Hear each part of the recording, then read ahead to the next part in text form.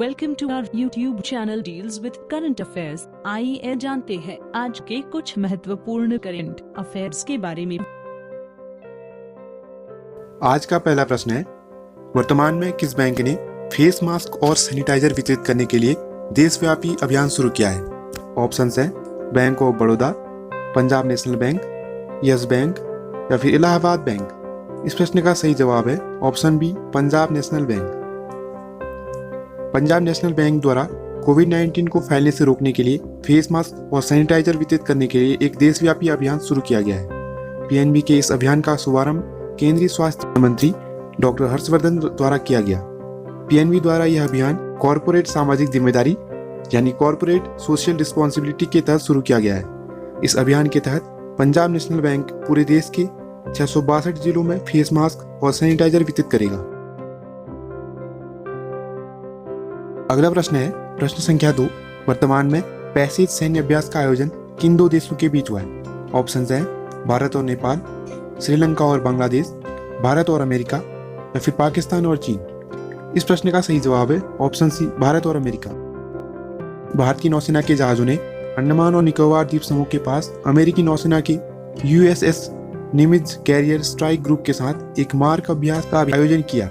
इस संयुक्त अभ्यास का उद्देश्य अमेरिकी और भारतीय समुद्री बलों के बीच सहयोग को बेहतर बनाना एवं प्रशिक्षण तथा अंतर समन्वयता को बढ़ावा देना है, जिसमें वायु रक्षा भी शामिल है। यह संयुक्त राज्य अमेरिका और भारत के बीच पहले से मौजूद मजबूत संबंधों को और दृढ़ बनाएगा और दोनों देशों को एक दूसरे से सीखने के अवसर भी देगा।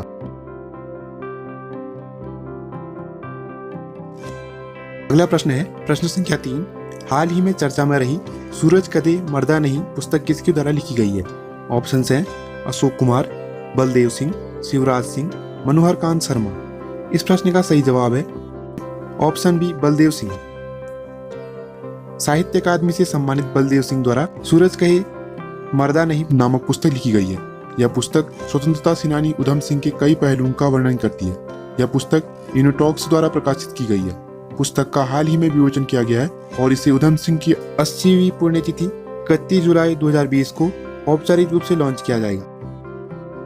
अगला प्रश्न है प्रश्न संख्या 4, हाल ही में किस विभाग द्वारा नया फॉर्म 26 AS जारी किया गया है? ऑप्शंस हैं शिक्षा विभाग, डाक विभाग, आयकर विभाग या राज्य परिवहन विभाग। इस प्रश्न का सही जवाब है ऑप्शन सी, आयकर विभाग। आयकर विभाग ने करदाताओं को त्वरित और सही आयकर रिटर्न यानी ITR दाखिल करने में सहायता करने के उद्देश्य से नए फॉर्म 26 AS को जारी किया है। इसमें करदाताओं के वित्तीय लेन देन पर कुछ अतिरिक्त विवरण होंगे। यह फॉर्म विवरण स्वैच्छिक अनुपालन कर, जवाबदेही और रिटर्न के ई-फाइलिंग में आसानी की सुविधा प्रदान करेगा। अगला प्रश्न है प्रश्न संख्या 5, किस कैबिनेट द्वारा मुख्यमंत्री घर घर राशन योजना की शुरुआत की है? ऑप्शंस हैं महाराष्ट्र, उत्तराखंड, उत्तर प्रदेश या फिर दिल्ली। इस प्रश्न का सही जवाब है ऑप्शन डी, दिल्ली। दिल्ली के मंत्रिमंडल ने मुख्यमंत्री घर घर राशन योजना को मंजूरी दी है। इसके तहत अगले 6 से 7 महीने में राशन की होम डिलीवरी शुरू हो जाएगी और साथ ही इसे केंद्र सरकार की एक राष्ट्र एक राशन कार्ड यानी one nation one ration card योजना से जोड़ दिया जाएगा। इस योजना से लाभार्थियों के घर पर ही राशन पहुंचाया जाएगा, जिसके लिए अभी उन्हें राशन की दुकानों पर जाना पड़ता है। इस योजना से 2016 की PDS दुकानों के जरिए राष्ट्रीय राजधानी में लाखों लोगों को लाभ मिलने की उम्मीद जताई गई है। अगला प्रश्न है प्रश्न संख्या 6, हाल ही में CBIC ने डेटा एक्सचेंज के लिए किसके साथ समझौता ज्ञापन पर हस्ताक्षर किए हैं? ऑप्शंस हैं CBDT, NABARD, world bank, WHO। इस प्रश्न का सही जवाब है ऑप्शन ए, CBDT। केंद्रीय प्रत्यक्ष कर बोर्ड यानी CBDT ने केंद्रीय अप्रत्यक्ष कर एवं सीमा शुल्क बोर्ड यानी CBIC के साथ दोनों संगठनों के बीच डेटा के आदान प्रदान को सुनिश्चित करने के लिए एक समझौता ज्ञापन पर हस्ताक्षर किए हैं। AMOU के अंतर्गत दोनों संगठन एक दूसरे के साथ स्वचालित और नियमित रूप से डेटा और जानकारी साझा करेंगे। साथ ही दोनों संस्था अपने संबंधित डेटाबेस में उपलब्ध ऐसी किसी जानकारी का भी एक दूसरे के साथ आदान प्रदान करेंगे जिसकी उपयोगिता दूसरे संगठन के लिए हो सकती है। अगला प्रश्न है प्रश्न संख्या 7, हाल ही में केंद्र सरकार द्वारा उपभोक्ता संरक्षण अधिनियम 2019 कब लागू किया गया?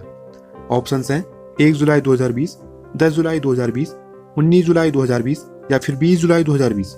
इस प्रश्न का सही जवाब है ऑप्शन डी, 20 जुलाई 2020। वर्तमान में 20 जुलाई 2020 से उपभोक्ता संरक्षण अधिनियम 2019 लागू हो गया है।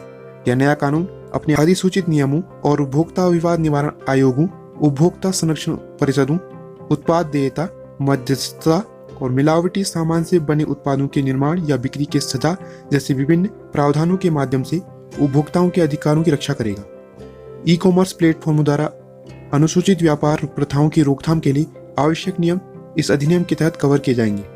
प्रत्येक ई कॉमर्स इकाई को धन वापसी, वारंटी और गारंटी, विनिमय, वितरण और शिपमेंट, शिकायत निवारण तंत्र, भुगतान के तरीके, भुगतान के साधन, भुगतान के तरीकों की सुरक्षा और शुल्क वापसी के विकल्प सहित संबद्ध वस्तु के मूल देश के बारे में जानकारी देनी।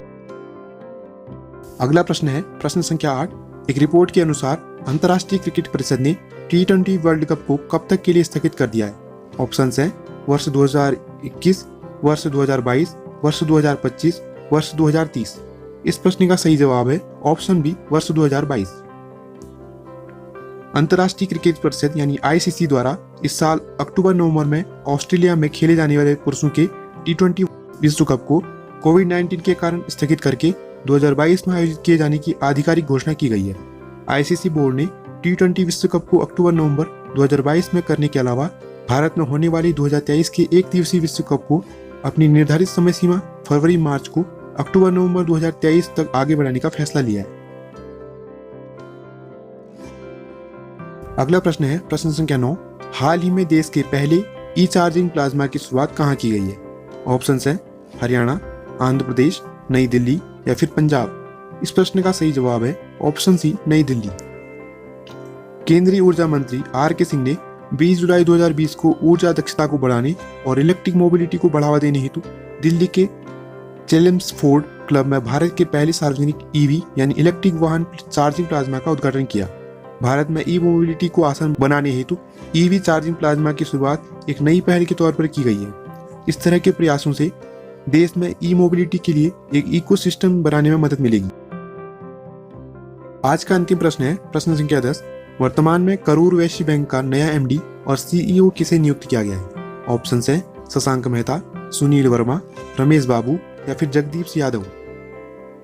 इस प्रश्न का सही जवाब है ऑप्शन सी, रमेश बाबू। करूर वैश्य बैंक के निदेशक मंडल द्वारा रमेश बाबू को बैंक का नया प्रबंध निदेशक और मुख्य कार्यकारी अधिकारी नियुक्त किया गया है। साथ ही उन्हें अतिरिक्त निदेशक का पदभार भी सौंपा गया है।